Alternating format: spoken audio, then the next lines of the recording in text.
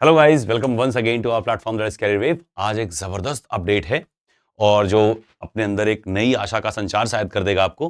तो आप ये जानकारी देख करके काफी खुश होने वाले हैं। तो फटाफट से देखिए, चर्चा करते हैं। क्या है कि एटीसी की जो रिक्रूटमेंट होने वाली थी उसके डेट को लेकर काफी दुविधाएं चल ही रही थी लगातार। साथ साथ में ये भी था कि वैकेंसी है भी कि नहीं है, कि ऐसे हवा में सब कुछ है, पता नहीं कितना रिलायबल है कितना नहीं है। तो इसी को लेकर के कुछ अपडेट्स आपको देखने को मिलने वाली है। तो देखो, सबसे पहले तो हम लोग क्या करते हैं उस पर चर्चा ही कर लेते हैं, देख लेते हैं क्या है। तो अभी हाल ही में पार्लियामेंट में क्या होता है कि क्वेश्चनिंग होती है। अब क्वेश्चनिंग में दो तीन तरह के क्वेश्चन होते हैं। एक क्वेश्चन होता है जिसको हम लोग अनस्टार्ड क्वेश्चन कहते हैं, अतारांकित प्रश्न कहते हैं, जिसको पूछा गया था नवंबर में और पूछने वाले व्यक्ति का नाम था ओवैसुद्दीन ओवैसी। तो ओवैसुद्दीन ओवैसी ने जी ने क्वेश्चन पूछा और वो क्वेश्चन ये था, जिसको आप ध्यान सुनिएगा। 549 नंबर क्वेश्चन है, लोकसभा 549। अगर आप सर्च करोगे लोकसभा क्वेश्चन 2024 549, 2024 क्यों डालना, क्योंकि उन्होंने नवंबर में पूछा था। ठीक है, इन्होंने क्या पूछा, whether it is true that there is a shortage. अच्छा, एक चीज और ध्यान रखें कि आप लोग के भी जान पहचान में बहुत सारे, यानी आपके भी लोग, कोई ना कोई लोकसभा का सांसद आपके एरिया से भी होगा, आपके जगह से एरिया से भी कोई ना कोई विधायक होगा। तो इन सारे क्वेश्चंस को आप डायरेक्टली उसको अगर भेज देंगे तो उन लोग को क्वेश्चन सबमिट करने का टाइम, मतलब सत्र से पहले ही क्वेश्चन सारे सबमिट करने होते हैं। तो अगर आप उन्हें क्वेश्चन दे देंगे, जितने भी जरूरी मुद्दे होते हैं, बहुत सारे क्वेश्चन ऐसे होते हैं जो सांसद के पास समय नहीं होता इतना ज़्यादा रिसर्च कर पाए। उसको तो कैंपेनिंग करनी है, ऐड ज़्यादा करना है, चुनाव जीतना है। पर आपके पास बुद्धि विवेक है तो आप नॉर्मली अपने हर सांसद का ईमेल आईडी प्राप्त कर सकते हैं और नेट पे ही मिल जाता है, और आप उन्हें अपने क्वेश्चंस भेज सकते हैं पीडीएफ बना करके।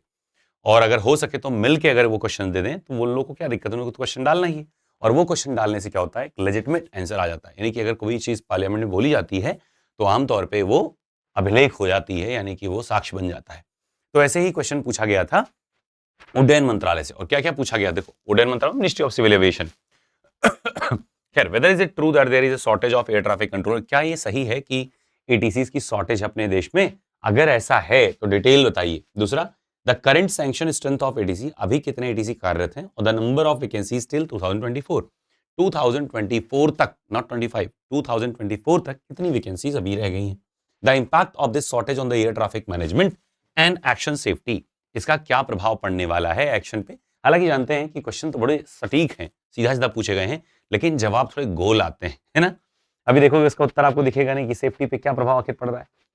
Next, the steps taken slash propose to be taken by the government to address the said shortage including recruitment and training initiative, recruitment को लेकर के और ट्रेनिंग इनिशिएटिव्स को लेकर के गवर्नमेंट क्या प्लान कर रही है।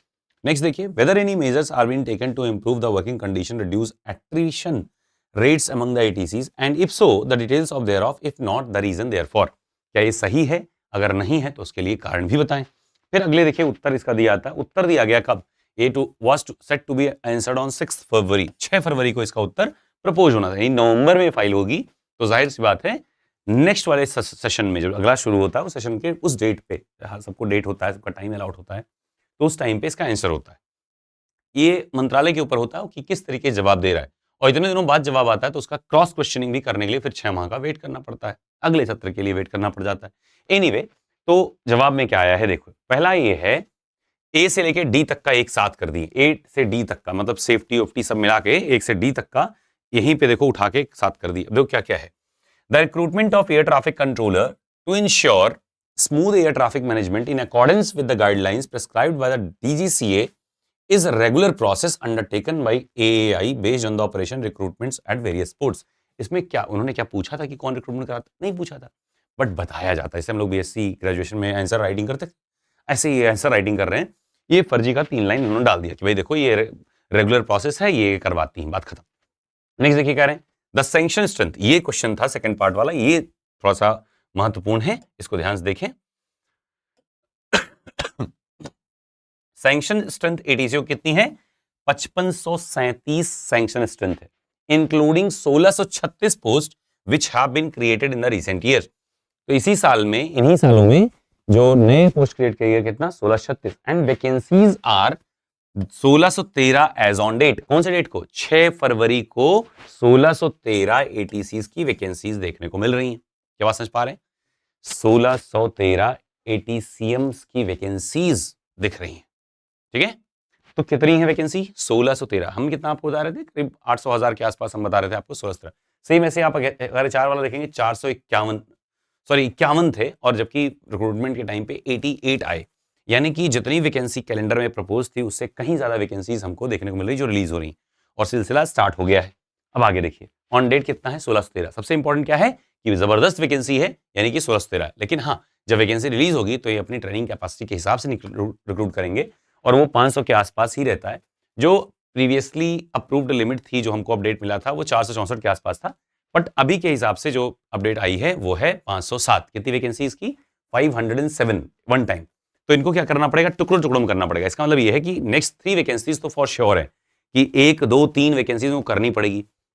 दूसरी चीज, 50 नए एयरपोर्ट्स का प्लान किया गया है इसी पंचवर्षीय योजना में, कि 50 एयरपोर्ट्स बनाए जाएंगे। इन 5 सालों के कार्यकाल में 50 नए एयरपोर्ट इनॉग्रेट करने हैं, जिसमें करीब 10 से 12 एयरपोर्ट्स तो लगभग इसी साल यानी कि 2025 में ही पूरे करने का प्रयास किया जा रहा है, जिसमें जेवर एयरपोर्ट, गोवा का एयरपोर्ट, अयोध्या का एयरपोर्ट, ऐसे करके आपके हर स्टेट के कुछ न कुछ एयरपोर्ट्स इसमें सम्मिलित हैं। कुछ, हर स्टेट नहीं, काफी स्टेट्स के सम्मिलित हैं, जो कि इसी साल में ही इनॉग्रेट होंगे। कनेक्टिविटी, सारी चीजें, इस बार के बजट में भी काफी कुछ लिखा हुआ है। हमको लगता है कि आपको एक बार थोड़ा सा पढ़ना चाहिए। अगर आपका ये एस्पिरेशन है कि एटीसी बनना है, तो आपको इसके बारे में थोड़ा सा रिसर्च जरूर करना चाहिए खुद से भी, ठीक है।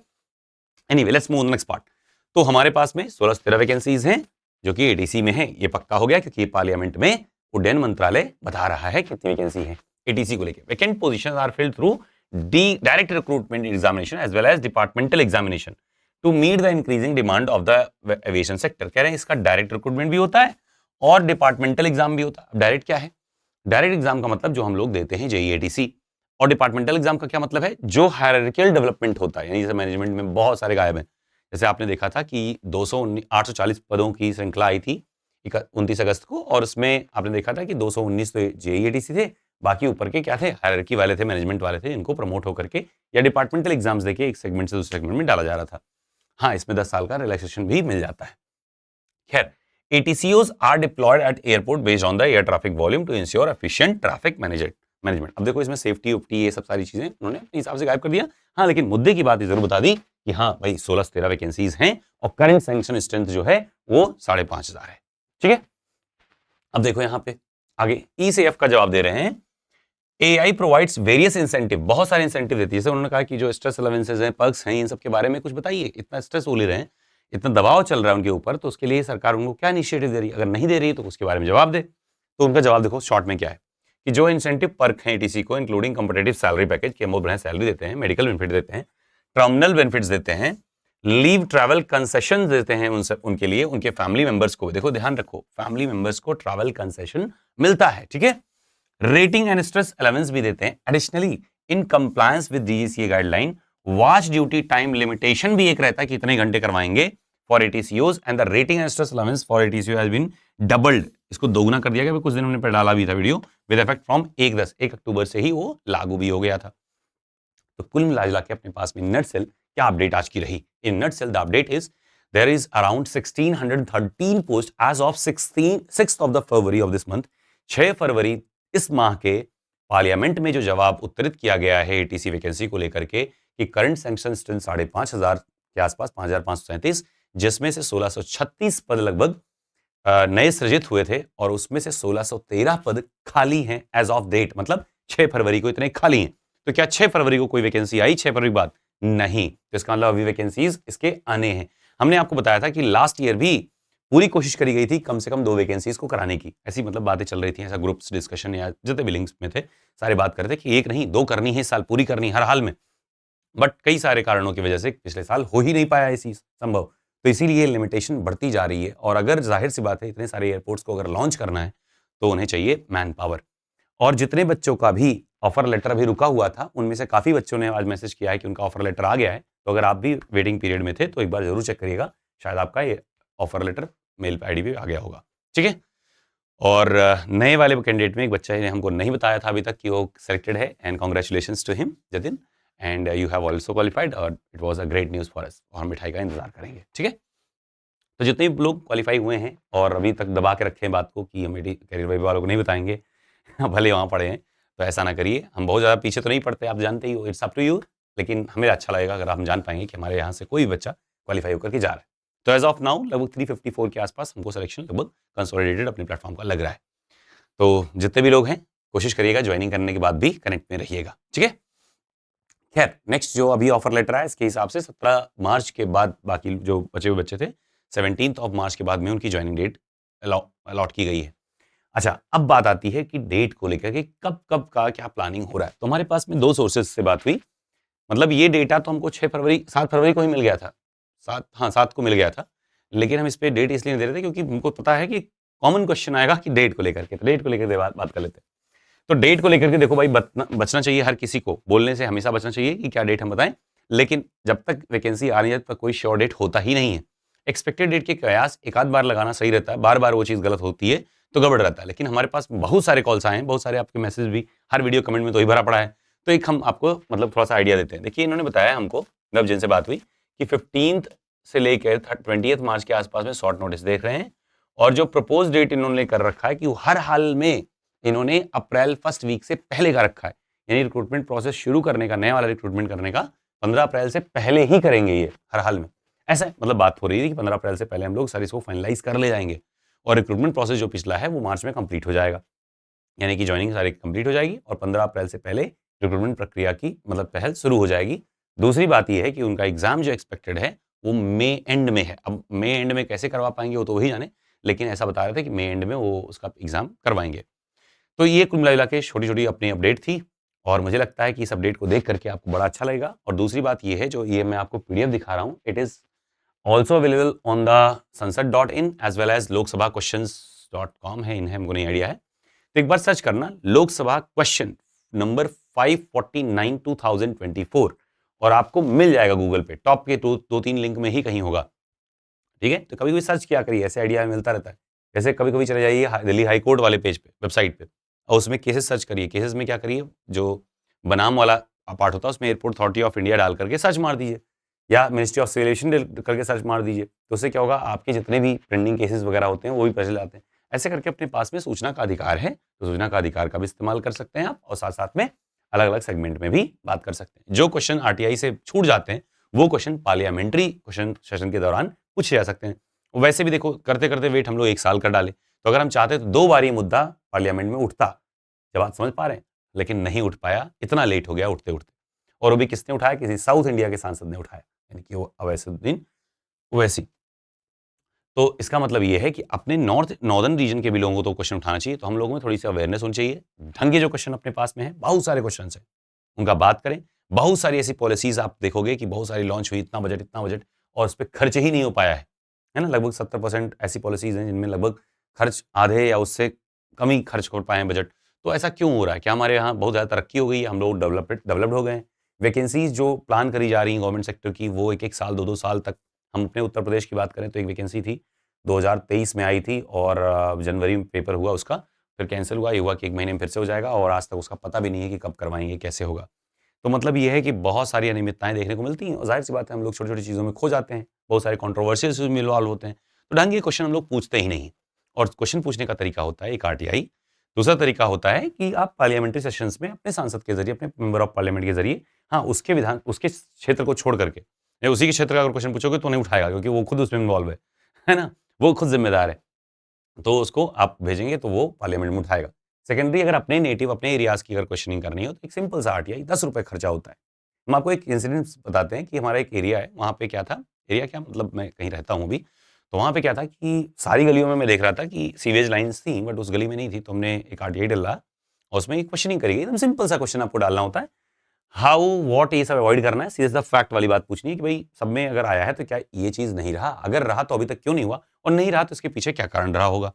इतना चीज़ बस पूछ लिया गया। उसके बाद क्या होता है, अगले दूसरे महीने के एंड तक, जब आरटीआई का रिप्लाई आने से पहले वहाँ पे सीवर लाइन पड़ गई, और सीवर लाइन पड़ने से फ़ायदा ये हुआ कि अब उस पे इंटरलॉकिंग भी हो गई। तो ऐसे बहुत सारे मुद्दे होते हैं जो हम लोग देखते हैं, और इधर-उधर अपने आस-पास के जो प्रतिनिधित्वकर्ता होते हैं, अथॉरिटी होती है, उनको गाली देते रहते हैं। Instead of abusing the responsible person, just question them. Questioning is the best weapon for you guys, okay. तो डेवलपमेंटल पीरियड के आप भी डेवलपमेंट में लाई कर रहे हैं, अपने आस-पास बहुत सारी समस्याएँ होती हैं, तो उनको लेकर के आप आरटीआई डालें। हर चीज़ का समाधान अपने नियमावली में है, अपने संविधान में है, और हर किसी ने मतलब अपने यहाँ बजटिंग भी, स्कीम्स भी, योजनाएँ भी, सब कुछ ध्यान में रख के बनाई जाती है। जैसे आपने अभी सुना होगा कि एक योजना आई स्टार्टअप इंडिया का, और उसमें था क्या कि यूपी में खास करके कि 5 लाख तक का बिना ब्याज का लोन दे रहे हैं 5 साल या 10 साल से, मुझे पूरा श्योर भी उस पर हम डिटेल में नहीं बात करेंगे, क्योंकि जाहिर सी बात है ऑनलाइन है तो एक चीज़ कंफर्म होनी चाहिए तभी बोलना चाहिए। तो इतना तो पता है कि 5 लाख तक के मिनिमम लोन 5 लाख तक का दे रहे हैं बिना ब्याज का। तो ऐसे पैसे अगर आप चाहें तो अपने पास में रखें। अगर कोई उद्यम करना चाह रहे हैं तो कर ही सकते हैं, रिस्क फ्री रहता ही है, छूट मिलती ही है। और सेकेंडली क्या होता है कि उसमें ब्याज भी नहीं है, तो आप चुपचाप अगर सेविंग अकाउंट में ही रखे हो, 1 लाख भी खर्च कर पाए तो काफ़ी पैसा आप बना लो ले जाओगे, और बाकी टाइम जो पैसा बचता है आप उसको वापस कर दो चुपचाप, है ना? टाइमली आप उसको वापस कर देना। तो ऐसे लोन्स का, ऐसे स्कीम्स का फ़ायदा किसके लिए होता है? हम ही लोग के लिए होता है। हम लोग नहीं करते हैं तो पैसा अनयूज्ड पड़ा रह जाता है। फिर पता चलता है कि बजट का इतना पैसा, ये स्कीम्स का इतना पैसा रह गया। तो दैट मीन्स कि आपको क्वेश्चनिंग करनी चाहिए रिक्रूटमेंट प्रोसेसेस को लेकर के, और हमेशा कारण पकड़िए। जैसे अगर आपको एटीसी रिक्रूटमेंट पकड़ना है तो एविएशन की सिक्योरिटी का मुद्दा उठाइए, है ना? कि उसमें कौन-कौन रिस्पॉन्सिबल होते हैं। अगर होते हैं, अगर एटीसी एक वायबल ज़िम्मेदार पोस्ट है तो इस पे क्या शॉर्टेज है? अगर शॉर्टेज है तो कितना-कितना भरा गया है, ऐसा करके। तो इस क्वेश्चन का एक लहज़ा बढ़िया होना चाहिए। अभी जो ये क्वेश्चनिंग करी गई है इसमें देखो क्या है, ये एक स्टूडेंट का क्वेश्चन है ना? किसी एस्पिरेंट ने ये क्वेश्चन उठाया, वेदर इट इज़ ट्रू कि हाँ सॉर्ट, क्या ये सही है कि इस तरह से क्वेश्चन नहीं उठते पार्लियामेंट्स में, ठीक है? तो ढंग के क्वेश्चन बढ़िया फॉर्मेटिंग के साथ करिए, ताकि आपका जो सांसद है उसको भी गर्व हो कि हम बढ़िया क्वेश्चन लेके आए। मतलब क्वेश्चन तो बढ़िया रहता ही है, लेकिन क्वेश्चन पूछने का ढंग बढ़िया होना चाहिए, है ना? एक पढ़ा-लिखा टाइप का लगना चाहिए कि हमने फॉर्मेटिंग अच्छी करी है। जैसे मैं अपने स्टूडेंट्स को भी हेल्प करता हूँ, आरटीआई वगैरह फाइल करने में, तो आपने देखा ही होगा जितने लोग कनेक्टेड हैं, कि हमने जो भी भेजे हैं उन लोगों को क्वेश्चन फॉर्मेट करके वो अच्छे रहते हैं। लगता है कि पढ़ा-लिखा आदमी क्वेश्चन कर रहा है, और इस हिसाब से क्वेश्चन रहते हैं ताकि उसका रिप्लाई देना ही पड़े कुछ ना कुछ। ऐसा ना हो कि पता लगा अवॉइड कर दिए।